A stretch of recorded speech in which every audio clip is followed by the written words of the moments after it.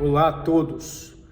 A eleição presidencial de 2024 nos Estados Unidos começa a tomar forma agora em 2023. O Partido Republicano se aproxima de escolher Donald Trump novamente como seu candidato à presidência dos Estados Unidos. Dificilmente o candidato democrata não será Joe Biden, até porque existe uma falta de opções cada vez mais profunda dentro do Partido Democrata, já que a vice-presidente Kamala Harris não vingou nos olhos dos democratas como uma candidata forte para ser a próxima presidente dos Estados Unidos. Assim, o Joe Biden deve ser o candidato democrata. Pelo lado republicano, o Trump também não encontrou muitos adversários fortes o suficiente para poder tirar dele essa nomeação. Mesmo assim, existe um grupo de republicanos tradicionais que tentam trabalhar de todas as formas para impedir que o Donald Trump seja o candidato republicano. O problema é que não tem um nome que possa ser facilmente utilizado para substituí-lo.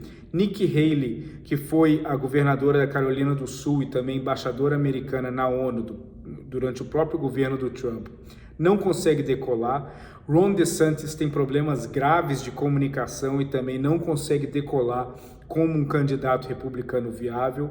Mike Pence, que foi o vice do Donald Trump, também tem uma dificuldade muito grande de conquistar votos.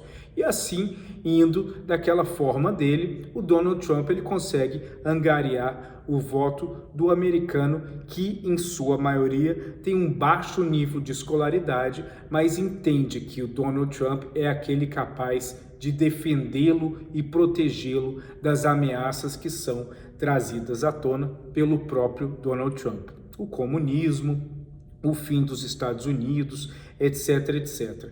Agora, o que vários dos republicanos tradicionais tentam alertar os eleitores foi que o Donald Trump ele cometeu erros muito graves durante a sua presidência, não só aqueles no qual fazem com que a justiça esteja condenando o Trump, seja por abuso sexual, seja por não pagar impostos, seja por manter documentos sigilosos em casa, que também encontraram documentos do Biden na sua residência, mas não só por esses assuntos, mas também por erros políticos muito claros cometidos por Donald Trump. Um deles, que é notório, é Relações Internacionais 1.0, foi quando Trump decidiu unilateralmente acabar com o acordo entre o P5+1 e o Irã. P5+1 é o grupo dos 5 países membros permanentes do Conselho de Segurança, mais a Alemanha, num acordo que fizeram com o Irã para que o Irã paralisasse o seu processo de enriquecimento de urânio. O Trump, na época, disse que era um acordo horrível, que beneficiava o Irã e unilateralmente retirou os Estados Unidos, fazendo com que todo o acordo desmoronasse. Bom, vai alguns anos para frente, o que acontece?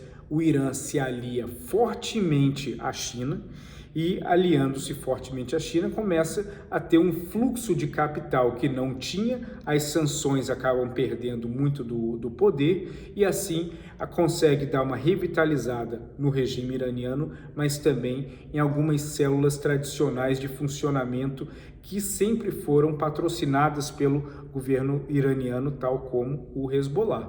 Então, uma decisão que absolutamente não fazia nenhum sentido do Donald Trump acabou mudando de uma forma profundamente contra os Estados Unidos o posicionamento no Oriente Médio do Irã e colocou a China no epicentro desse relacionamento. O mesmo aconteceu quando Trump tentou acabar com a OTAN, dizendo que não servia para mais nada, e caso isso tivesse acontecido, o Putin estaria sorrindo de orelha para orelha, sabendo que não só a Ucrânia seria um alvo viável de conquista, mas também a Moldávia, a Geórgia, a Letônia, a Estônia, a Lituânia.